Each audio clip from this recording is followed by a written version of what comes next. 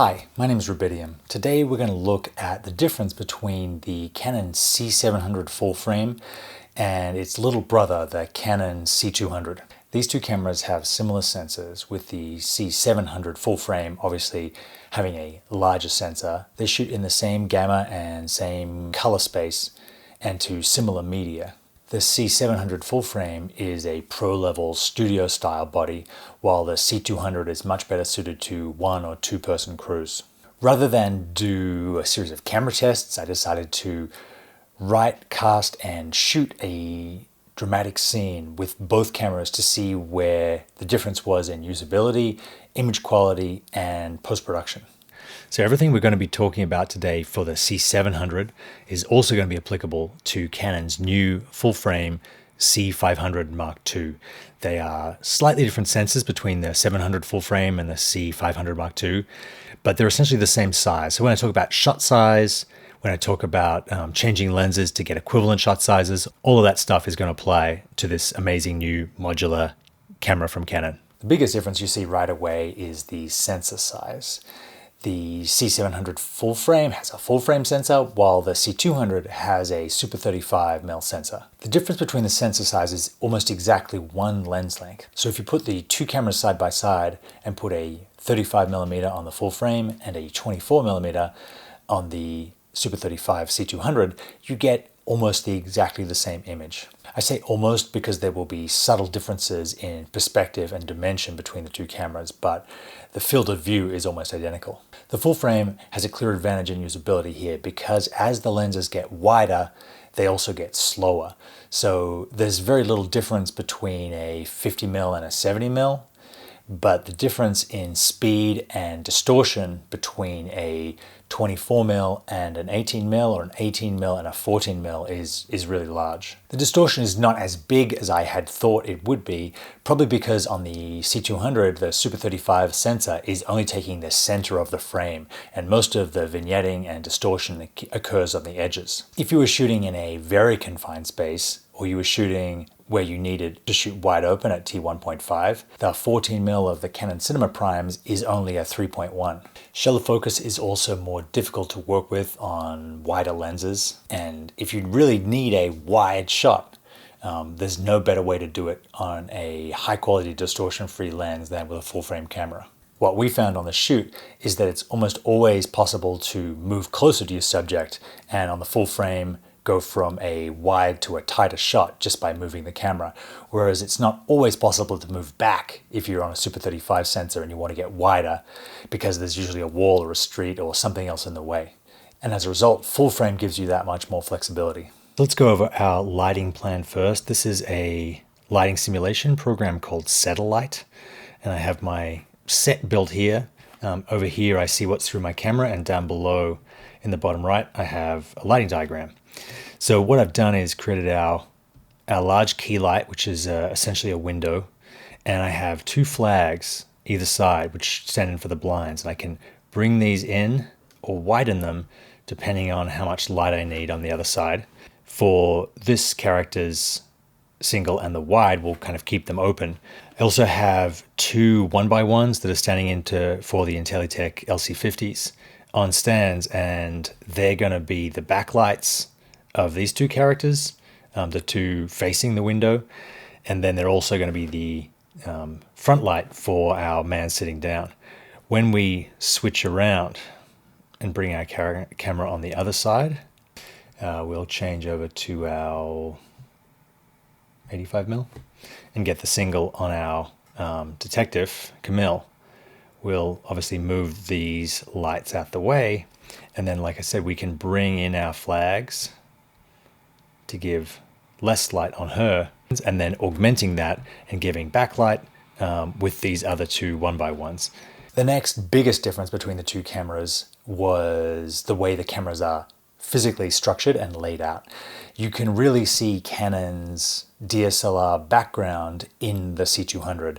It even has the same backward facing EVF like a DSLR. And like a DSLR, it's designed for a single operator. All the buttons are accessible from the same side. It would be on your shoulder. Many operations involve putting the camera down for a single user, operating it and picking it back up again. The C700, on the other hand, is physically a much larger camera. It's designed to be operated by a team.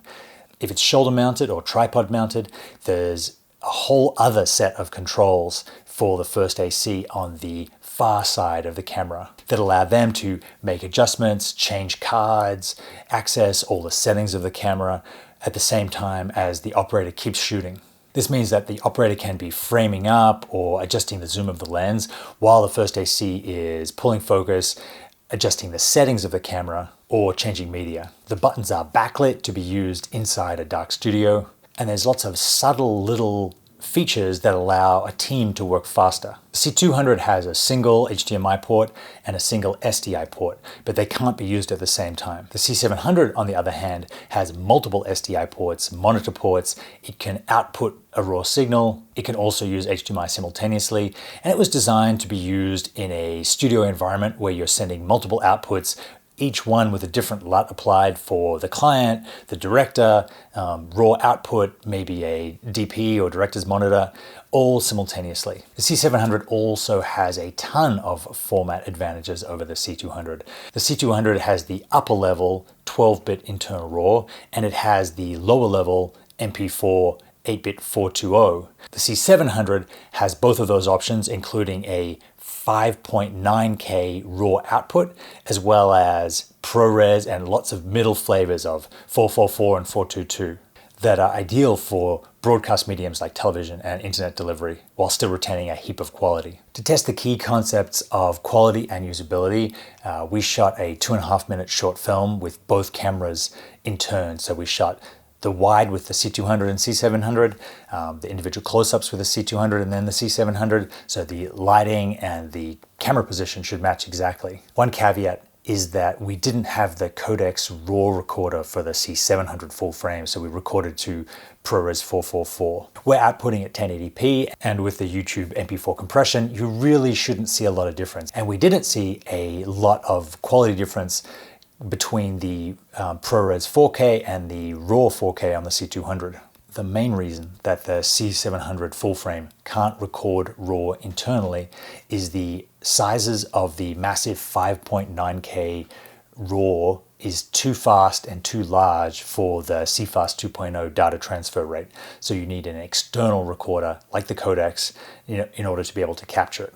As I said before, finishing in a 2K format, we didn't see any big differences between the image quality coming off the two cameras. What we did see was that the C200 was lighter and faster to move between setups, but the C700 needed less takes because it's a smoother, more professional, easy to operate studio camera. There are also less moving parts to the C700 full frame because most of the things that you need are added on the camera itself.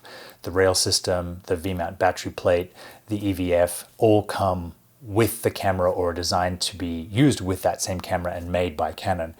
With the C200, most of the things that I use on the C200 are third-party accessories, and you have to cobble together many different systems to make something that you can shoot with, and it's not as reliable as an internally coherent camera system like the C700 FF. Panning and tilting on the C700 are a lot smoother, probably because the camera weighs 5 times the weight of the C200. We were shooting in a converted 2-car garage, so the space was small, but it wasn't tiny.